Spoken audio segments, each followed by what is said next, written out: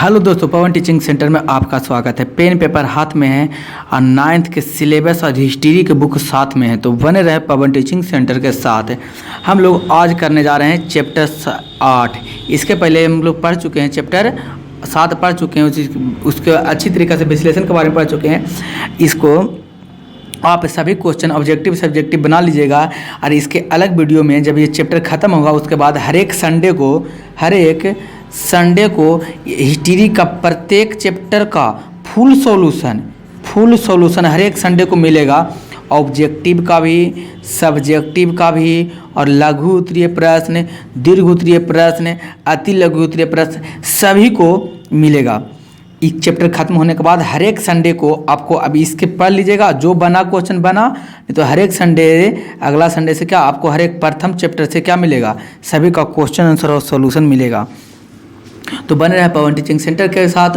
और अगला चैप्टर और प्रत्येक चैप्टर खत्म होने के बाद हम लोग ज्योग्राफी स्टार्ट करेंगे, और ज्योग्राफी का भी हम कोशिश करेंगे। इसको हिस्ट्री में तो हम क्या किए, सारा क्वेश्चन पढ़ाते चलेंगे, सारा चैप्टर नहीं दिए, लेकिन ज्योग्राफी में मेरा प्रयास रहेगा, या हम करेंगे ही, प्रयास क्या हम करेंगे ही कि चैप्टर खत्म हुए उसके बाद ही सब्जेक्टिव, ऑब्जेक्टिव, लघु उत्तरीय, दीर्घ उत्तरीय सारा प्रश्न को आपको हम क्या करा दें, सॉल्यूशन करा दें। तो बने रहे पवन टीचिंग सेंटर के साथ, पढ़ते रहें और बढ़ते रहें। हम लोग आज देखते हैं 9th क्लास के हिस्ट्री के 8वां चैप्टर, जो कि आखिरी चैप्टर है, कृषि और क्षेत्रीय समाज। इससे भी बहुत सारे इंपॉर्टेंट क्वेश्चन आपको पूछे जाते हैं, तो इसको भी पढ़ना क्या है, उतना ही महत्वपूर्ण है जितना कि सारा चैप्टर है। इस चैप्टर से तो और इन मैट्रिक में, इंटर में भी, और अदर वनडे कॉम्पिटिटिव एग्जाम जो नौकरी की तैयारी करते हैं उसमें भी पूछा जाता है। बोल कौन सा पूछा जाता है सर, हम आपको बताने का प्रयास करेंगे या दिखाएंगे। तो हेडिंग डाल दीजिए आप, कृषि और क्षेत्रीय समाज। कौन सा समाज, क्षेत्रीय समाज, कृषि और क्षेत्रीय समाज। तो कहते हैं कृषि क्षेत्रीय समाज क्या है। एग्रीकल्चर, कृषि लैटिन शब्द के 2 शब्द एग्रो तथा कल्चर से बना है। एग्रोस का अर्थ होता है भूमि और कल्चर का अर्थ होता है जुताई। बोल सर समझ में नहीं आया, हम की टेंशन लेने का ज़रूरत नहीं है, हम आपको एक एग्जाम्पल के माध्यम से समझाने का प्रयास करते हैं। तो बोल जी सर समझाइए, हम लीजिए आपको हम समझाएं। कह रहा है एग्रीकल्चर, कौन कल्चर,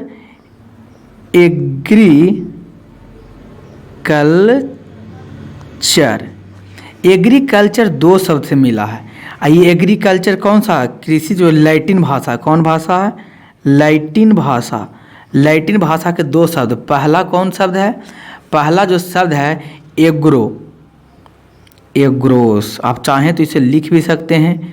दूसरा शब्द है एग्रोस। एग्रोस का अर्थ क्या होता है, एग्रोस को हिंदी में कहते हैं कल्चर, कहते हैं क्या कहते हैं, कल्चर कहते हैं। एग्रोस को हिंदी में क्या कहते हैं, कल्चर कहते हैं। और दूसरा जो शब्द है एग्रोस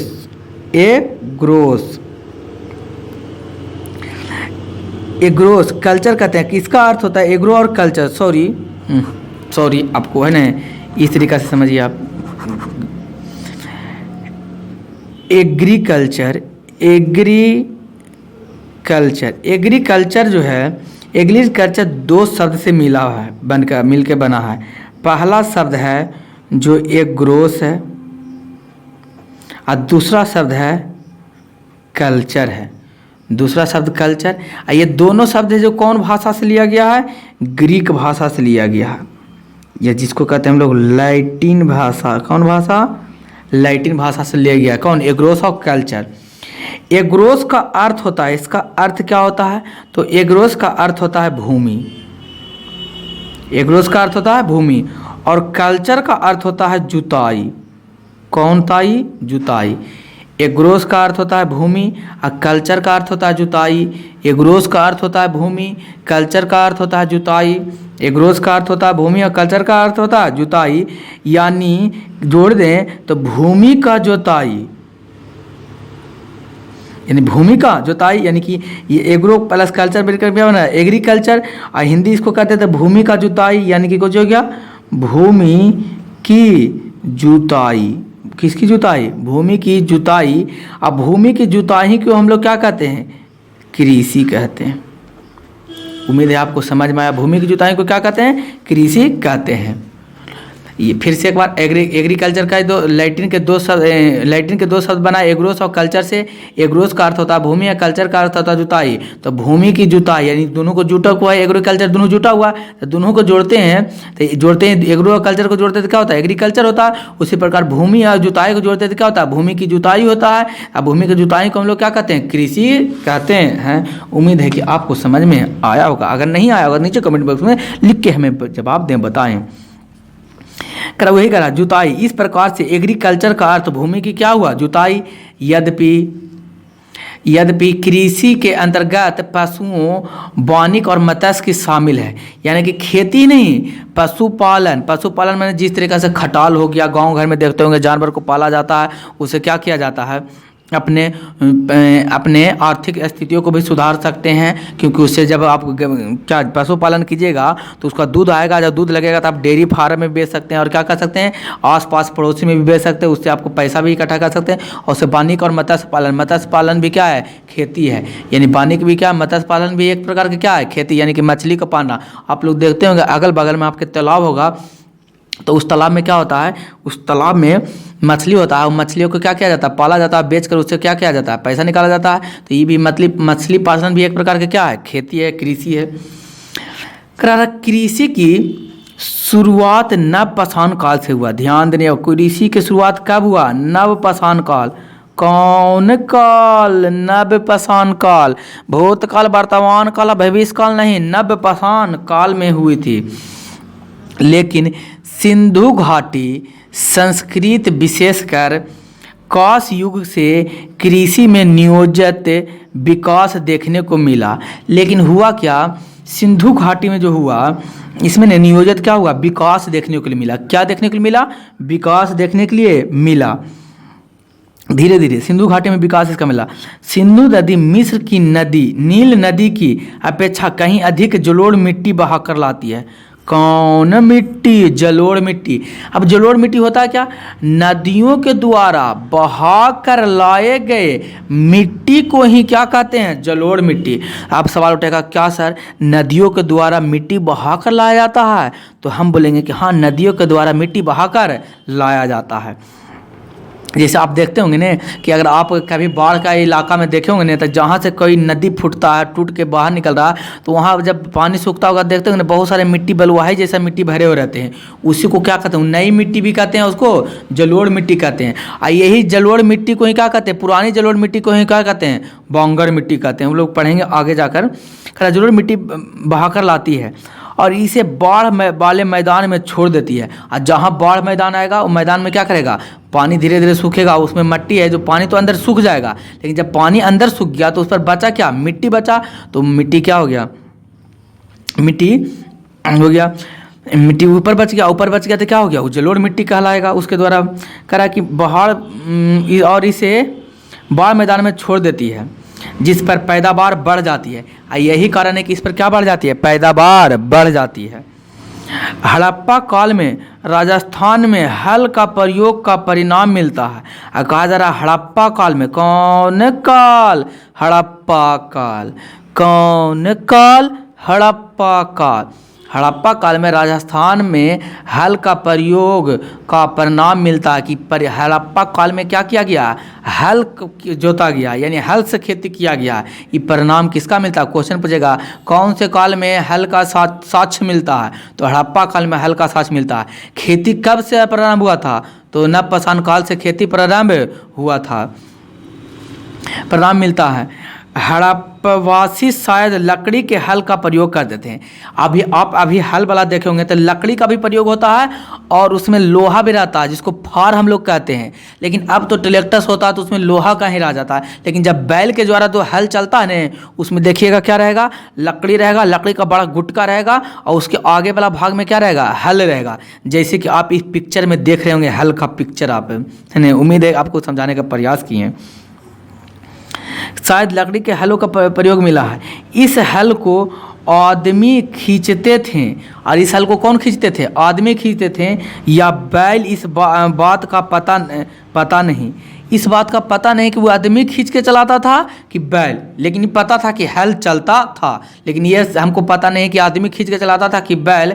इस पिक्चर के माध्यम से आपको समझ में आ रहा होगा। फसल काटने के लिए शायद पत्थर के सहियों का प्रयोग किया जाता था। हंसियों समझ रहे हैं, शायद पत्थर का, जिसको अब हम कहते हैं हंसुआ कहते हैं। तो हंसुआ का आकृति कैसा होता है? ऐसा होता है। कैसा? ऐसा दिखाई दे रहा है आपको? हाँ, हंसुओं की आकृति, हंसुओं का प्रयोग होता था। नहरों या नलों से सिंचाई की परिपाटी नहीं थी। पहले न तो नदी से सिंचाई होता था, न ही नहरों से सिंचाई होता, इसका कोई परिपाटी नहीं था कि किससे सिंचाई होता था, यानी हमको नहीं पता है। यानी हमको नहीं, किसी साक्ष्य में पता नहीं, किताब कहता है कि हिस्ट्री में इसे पता नहीं था कि किससे होता है। कोई इसका साक्ष्य नहीं मिला कि इंसान के द्वारा हल चलाया जाता था कि बैल के द्वारा, या नहरों से सिंचाई होता था कि परिपाटी यानी नालियों से होता था, यानी इसको हम लोग दौंग कहते हैं। सिंधु सभ्यता के लोग जौ, राई, कपास, मटर, अनाज आदि पैदा करते थे। ध्यान देने योग्य बात, क्वेश्चन पूछेगा कि सिंधु सभ्यता के लोग, कौन सभ्यता? सिंधु सभ्यता के लोग गेहूं, जौ, राई, कपास, मटर, अनाज आदि पैदा करते थे। कौन सी पैदा करते थे? गेहूं, जौ, कपास, मटर, अनाज आदि पैदा करते थे। कौन सभ्यता के लोग? सिंधु सभ्यता के लोग। वे 2 किस्म की गेहूं और जौ उपजाते थे। ये कई किस्म के गेहूं और जौ उपजाते थे? 2 किस्म की गेहूं और जौ को उपजाते थे। कौन? सिंधु सभ्यता के लोग उपजाते थे। बनावली में मिला जौ उत्तम किस्म का था। जो बनावली में जौन मिला था, जो कैसा किस्म का था? उत्तम। उत्तम का मतलब कौन? बहुत ही अच्छा किस्म का जौ हुआ करता था। बनावली मतलब वन, यानी कि जंगल में मिला था, जो उत्तम किस्म का जल था। इसके अलावा वे तिल और सरसों के भी उपजाते थे। क्या उपजाते थे? तिल और सरसों भी उपजाते थे। बोल सर क्या आप कहना चाह रहे हैं, हमको समझ में नहीं आ रहा। देखिए एक वीडियो के माध्यम से देखिए, कहने का मतलब यह हुआ, सीधे शब्द में हम ये कहना चाहते हैं, यह कहा जाता है कि सिंधु सभ्यता में, कौन सभ्यता? सिंधु। कौन धु? सिंधु में सभ्यता में क्या हुआ था? यहाँ पर हुआ जो क्या उपजाया जाता था, जो पहले हम लोग जानते हैं।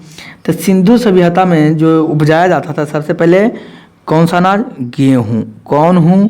गेहूँ, जौ, राई, साथ साथ बोलते जाइएगा, राई, या नोट्स में भी ला सकते हैं। राई, जौ, कपास,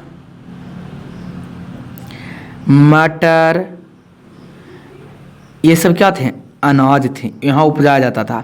और जो गेहूँ जो था, जो 2 किस्म के गेहूँ जो थे, गेहूँ जो था, कई किस्म के गेहूँ उपजाया जाता था? 2 किस्म के। कई किस्म के गेहूँ थे? 2 किस्म के गेहूँ उपजाए जाते थे। और क्या उपजाया जाता था? यहाँ उपजाया जाता था उत्तम किस्म के जौ। कौन? जौ जो था, जो जिसको कहते हैं जौ, कौन किस्म के था? उत्तम किस्म के। कौन किस्म? उत्तम किस्म के था। और भी कुछ तिल और सरसों उपजाए जाते थे। तो सिंधु सभ्यता में गेहूँ, जौ, राई, कपास, मटर, गेहूँ कई किस्म के? 2 किस्म के। और जो था कौन किस्म के? उत्तम किस्म के। और तिल और सरसों भी उपजाए जाते थे। कब? सिंधु सभ्यता में। कौन सभ्यता में? सिंधु सभ्यता में। तो इसी प्रकार से एक सभ्यता था हड़प्पा। कौन पा? हड़प्पा। अजी कौन पा? हड़प्पा। जिस प्रकार से सिंधु सभ्यता हुआ, उसी प्रकार से कौन सभ्यता हुआ? हड़प्पा सभ्यता हुआ। तो बोल सर हड़प्पा सभ्यता, ये हड़प्पा सभ्यता जिसको कालीन लोथल भी कहा जाता है, हड़प्पा कालीन लोथल। बोल सर एक बार हमको किताब में दिखा दीजिए, उसके बाद वहाँ से हमको समझा दीजिएगा तो हम समझ लेंगे। हम कि लीजिए, हम आपको किताब में क्या कर देते हैं? दिखा देते हैं। करा के यहाँ खरा परंतु हड़प्पा कालीन लोथल में रहने वाले हड़प्पाइयों की स्थिति क्या भिन्न थी।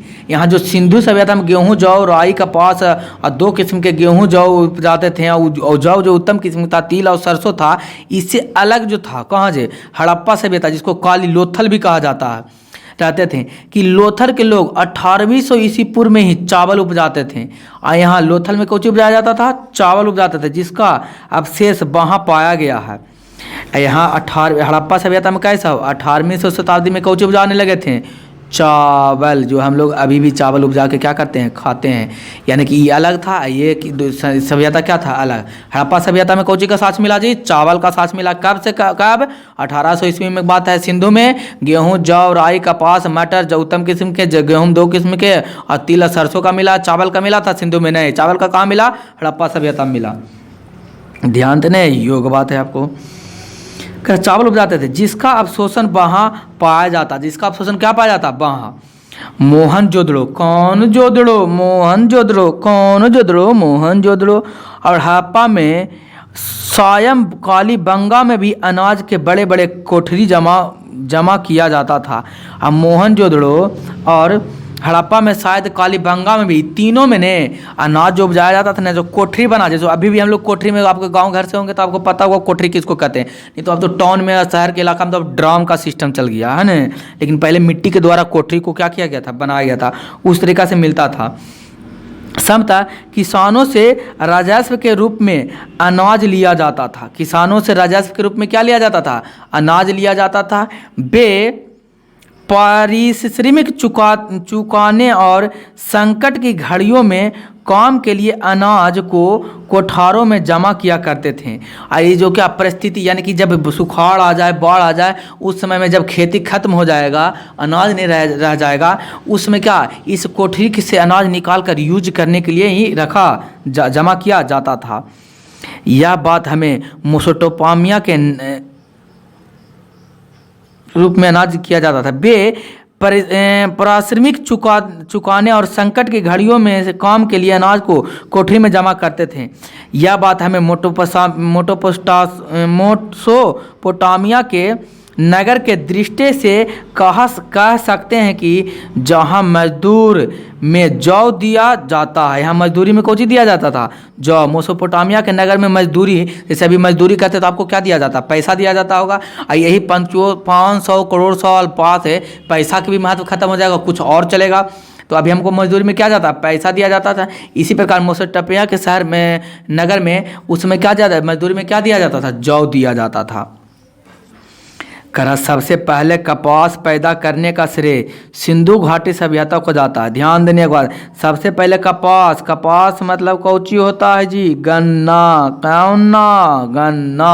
कपास पैदा करने का श्रेय किसे जाता है, सिंधु को। और सिंधु को क्या जाता है, गेहूँ जौ राई कपास मटर जौ, 2 उत्तम किस्म के गेहूँ, 2 किस्म के तिल और सरसों उपजाया जाता है सिंधु सभ्यता में। और कपास भी सबसे पहले कौन सभ्यता में, सिंधु घाटी की सभ्यता में ही क्या किया गया है, उपजाया गया है। चूँकि कपास का उत्पादन सबसे पहले सिंधु क्षेत्र में हुआ, इसलिए यूनान के लोग इन्हें सिंडन कहने लगे, जो सिंधु शब्द के उद्भूत हुआ। इसलिए जो यूनान के लोग इसको क्या बोलने लगे, सिंडन। सिंडन, क्योंकि सिंधु सभ्यता सिंधु नदी के किनारे यह जो सभ्यता बसा था, इसलिए इसे क्या नाम जाता था, सिंडस कहा जाता था। भारत एक कृषि प्रधान देश है। क्वेश्चन पूछेगा भारत कैसा देश है, ध्यान देने योग्य बात है, स्टार प्लस पॉइंट है, क्वेश्चन है। भारत एक कृषि प्रधान देश, यानी कि भारत में महत्वपूर्ण होता है कृषि। क्यों होता है, जो हम ज्योग्राफी में बताएंगे क्यों होता है, क्योंकि जिसमें सबसे ज़्यादा जलोढ़ मिट्टी पाया जाता है। और क्यों जलोढ़ मिट्टी पाया जाता है, कि नदियाँ ज़्यादा है, इसके कारण पाया जाता है। सब हम लोग ज्योग्राफी में पढ़ेंगे मैपिंग के थ्रू। भारतीय समाज एक कृषक समाज है। भारतीय का समाज जो कैसा समाज है, कृषक के समाज है।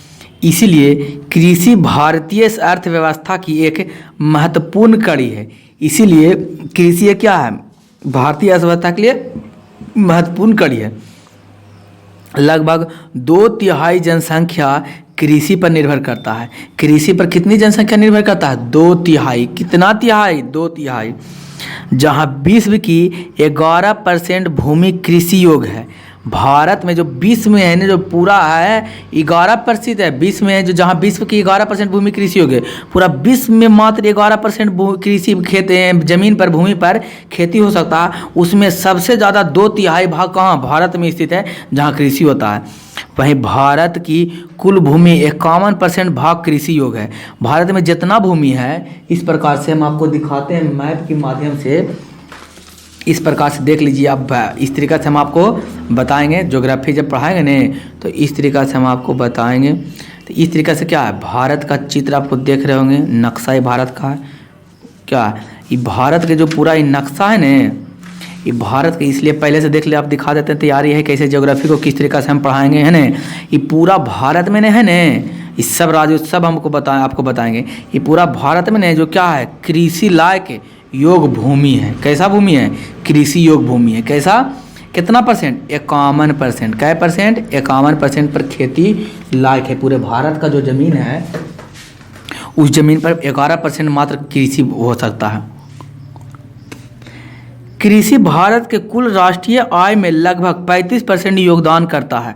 कृषि भारत के जितना कुल राष्ट्रीय आय है न, उसमें 35% योगदान करता है कृषि आय। मतलब जो टैक्स सरकार, पूरा भारत में जो टैक्स इकट्ठा होता होगा न, मान लीजिए 100 रुपये टैक्स इकट्ठा होता होगा, उसमें 35 रुपये के टैक्स कृषि पर ही से आता है।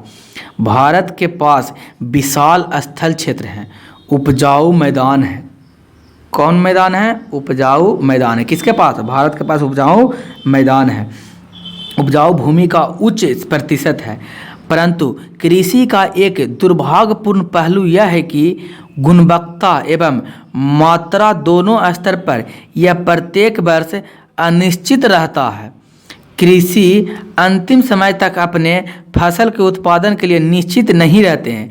भारत की एक दुर्भाग्य बात है, सबसे ज़्यादा 51% होगा वो भूमि पर खेती, लेकिन ये दुर्भाग्य बात है न कि इस पर अंतिम क्षण तक यानी कि नहीं कहा जा सकता कि फसल बढ़िया होगा कि नहीं होगा। बोल सर क्यों नहीं कहा जाता है, क्योंकि यहाँ जो है कृषि है, जो यहाँ पर उतना टेक्नोलॉजी नहीं है, यानी कि वहाँ पर सिंचाई का माध्यम नहीं है, जिसके कारण यहाँ पर खेती बरसात पर निर्भर रहता है। यही कारण यहाँ नहीं कहा जा सकता है कि निश्चित नहीं है कि खेती होगा कि नहीं, इसलिए इसको एक जुआ भी, खेती को, भारत में खेती को जुआ भी कहा जाता है। करा भारत में कृषि जीवन की रीढ़ है। भारत में क्या है, जिस प्रकार से हमारे शरीर में रीढ़ का बहुत इंपॉर्टेंट है। रीढ़ अगर नहीं रहेगा तो हम लोग ना तो चल पाएंगे, ना बुल पाएंगे, न हिल पाएंगे, न डोल पाएंगे, क्योंकि सारा काम हमारा रीढ़ से ही होता है। उसी प्रकार भारत का एक कृषि का क्या है, रीढ़ है, यानी जीवन। यानी कि कृषि, भारत में अगर कृषि खत्म हुआ तो समझ जाइए कि सारा चीज़ क्या हो गया, भारत में खत्म हो गया, क्योंकि सबसे ज़्यादा तो लोग इसी में जीवन व्यतीत करते हैं। कृषि पर अत्यधिक जनसंख्या का बोझ, आधुनिक तकनीकी की जानकारी का अभाव, सिंचाई के साधनों की कमी आदि के कारण आज़ादी के पहले एवं आज़ादी के तुरंत बाद श्रम की तुलना में उत्पादन काफ़ी कम था। यहाँ मजदूरी मेहनत ज़्यादा किया जाता है, लेकिन अब क्या होता है, उपज कम होता है। यानी कि श्रम, यानी कि श्रम मतलब क्या होता है, मजदूरी, मेहनत। श्रम ज़्यादा है लेकिन क्या है, मजदूरी क्या है, काफ़ी कम है। लेकिन आज़ादी के बाद भारत सरकार के प्रयास से उत्पन्न में काफ़ी बढ़ोतरी हुई। लेकिन जब आज़ाद हुआ भारत 1947 के बाद, तो उत्पादन में, जब खेती के उत्पादन में क्या हुआ, थोड़ा सा बढ़ोतरी हुआ। क्या हुआ, थोड़ा सा बढ़ोतरी हुआ। करा बिहार एक कृषि प्रधान राज्य है। तो हम लोग बोल सर, हम लोग जान लिए कि भारत कैसा है, क्या है, लेकिन हम लोग तो रहते हैं बिहार में, तो बिहार के बारे में भी बता दीजिए। बिहार का बुक भी है, तो बिहार के बारे में तो रहेगा ही है। तो देखते हैं, बिहार एक कृषि प्रधान राज्य है। कुछ बिहार जैसे भारत एक कृषि प्रधान देश है, उसी प्रकार बिहार एक कृषि प्रधान राज्य है, क्योंकि यहाँ पर क्या होता है, खेती अधिक या खेती यहाँ पर, यानी कि यहाँ के लोग खेती पर ज़्यादा निर्भर रहते हैं, जिसकी 80% आबादी कृषि पर ही निर्भर करती है। इसकी 80% आबादी किस पर निर्भर करती है, कृषि यानी कि खेती पर ही निर्भर करती है। कृषि ही राज्य के लोगों की जीवन का मुख्य आधार है। यहाँ पर जो खेती है, कृषि है, वही राज्य के जीवन पर क्या है, मुख्य आधार है। इस राज्य की लगभग 70% भूमि कृषि योग्य है। भारत जिसकी 80% आबादी किस पर निर्भर है? बिहार राज्य के 80% जितना आबादी यानी कि 100 लोग में 80 लोग यानी कि 100 करोड़ में 80 करोड़ यानी कि या कह सकते हैं 100 लाख में 80 लाख किस पर निर्भर करता है? खेती पर है। जीवन मुख्य आधार है, उसी पर निर्भर करता है। इस राज्य के 70% 80% लोग इस पर निर्भर करता है, लेकिन यहाँ के भूमि कई परसेंट है कृषि योग्य? 70% कृषि योग्य भूमि है। इसमें 60% शुद्ध बोए गए क्षेत्र हैं। 60% में बोया जाता है, 10% में शुद्ध बोए क्षेत्र नहीं है। वास्तव में कृषि उनकी जीवन पद्धति बन गई है, यानी कि यहाँ के लोगों को कृषि ही सारा चीज़ बन गया है। बिहार में कृषि की महत्ता के अनेक कारण हैं। बिहार में कृषि की जो महत्ता है उसके बहुत सारे कारण हैं। इसका अधिकांश मैदानी भाग कृषि योग्य है तथा सदियों से यह क्षेत्र कृषि से संबंधित रहा है। और सदियों से यह क्षेत्र किससे संबंधित रहा? कृषि से। कृषि का वाणिज्यीकरण, औद्योगिकरण और आधुनिक तकनीक से परिचित न होना इसका दुर्भाग्य पहलू है। और जो कृषि से आधुनिक जो कृषि करने का आधुनिक तकनीक आ गया है, हम जो जब इतना लोग हमारे 80% आबादी इसी पर निर्भर है, 70% योग्य भूमि कृषि करने योग्य है, 60% में कृषि होता है। इतना होने के बावजूद भी हमें औद्योगिक यानी टेक्नोलॉजी के माध्यम से या नए नए तकनीकों से हम लोग नहीं कर पाते हैं खेती। ये भी क्या है? दुर्भाग्य पहलू है।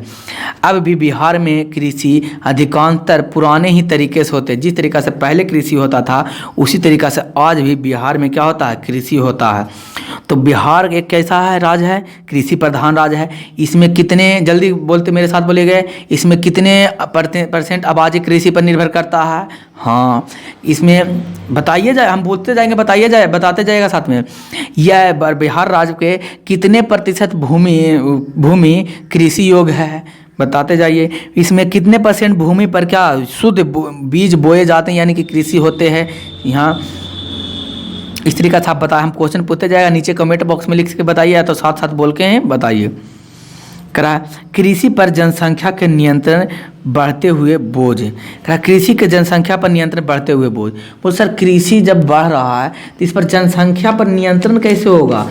जब कृषि जब बढ़ रहा है, जनसंख्या बढ़ रहा है तो कृषि पर कैसे बोझ आएगा? जो हम आपको बताते हैं कि माध्यम से बताते हैं। जैसे मान लीजिए ये 4 कट्ठा तो आप समझते होंगे, ये 4 कट्ठा का प्लॉट था जिस पर क्या होता था? खेती होता था, यानी पौधे उपजाए जाते थे। क्या होते हैं? पौधे उपजाए जाते थे। इससे एक घर था इस तरीक़ा से, यहाँ घर था, इसमें एक परिवार रहते थे, 3 परिवार रहते थे। कई परिवार रहते थे? 3, 1, 2 हो गया, यानी 3 लोग रहते थे। इन दोनों का एक बेटा था। इस तरीक़े से उम्मीद है कि समझ में आया होगा। ये 3 को रहते थे, इस पर तीनों एक खेती किया करते थे। ये खेती से मान लेते हैं कि 5 kg अनाज आता था। कई kg? 5 kg अनाज आता था, जिससे यह मानते हैं 500 kg। 5 kg कम होगा, 4 कट्ठा खेती पर 5 kg होगा। मान लेते हैं 500 kg। कैसे kg? 500 kg अनाज आते थे। और आराम से साल भर यानी कि इन तीनों के लिए 1 ईयर्स का क्या हो जाता? भोजन का प्रावधान हो जाता था। यानी भोजन आराम से 1 साल तक भोजन इससे एक बार खेती करते थे, आराम से खाते थे। अब क्या हुआ? आबादी बढ़ेगा। आबादी कैसे बढ़ेगा? ये भी बड़ा होगा, समय आएगा। इस तरीक़े से हर एक साल ऐसा ही होता था। 500 kg हमेशा उपजाता था और क्या होता था? खाता था, आराम से ज़िंदगी कट रहा था। धीरे धीरे बढ़ गया, 18 साल के हुआ, यानी कि कहने का मतलब क्या हो गया? बड़ा हो गया। ये भी क्या हो गया? बड़ा। अब इसका भी विवाह हुआ। अब विवाह हुआ तो कितने हो गए? एक बेटा, ये दोनों हो गए। और इसके माता पिता इसके हुए, इसके माता पिता ये और क्या थे? नाम देते हैं ए बी। इसके माता पिता हो गया, ये दोनों हो गया, तब क्या हो गया? 4 को, 1 बढ़ गया। अब बताइए, अब पहले 500 kg था तो खाना होता था, चलता था 1 साल। अब एक आदमी बढ़ गया तो क्या खाना, अब उपज तो ज़्यादा उपजाना पड़ेगा, लेकिन खेत तो उतना ही है, उपज तो उतना ही होगा।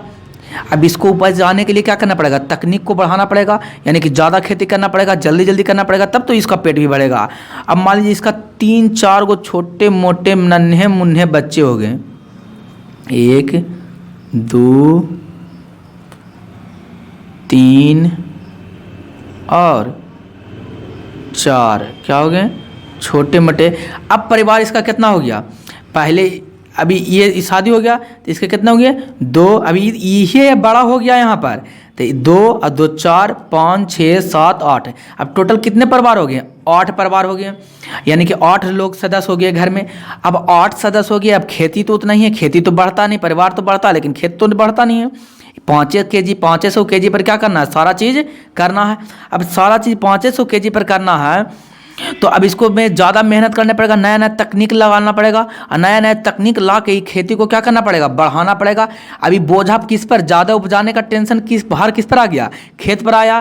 कब, जब आबादी बढ़ा तो उसी प्रकार इसका भी शादी होगा, इसका भी शादी होगा, इसका भी शादी होगा, इसका भी शादी, इसके भी बाल बच्चे होंगे, बढ़ते जाएगा। लेकिन खेत तो क्या है, उतना ही है, तभी सारा बोझ किस पर बढ़ जाएगा, इसी पर बढ़ते चला जाएगा। तो यही कह रहा कि कृषि एक प्रधान देश है, वनस्पति को सिंचाई कर रहा है कि कृषि का जनसंख्या का निरंतर बढ़ते हुए बोझ है।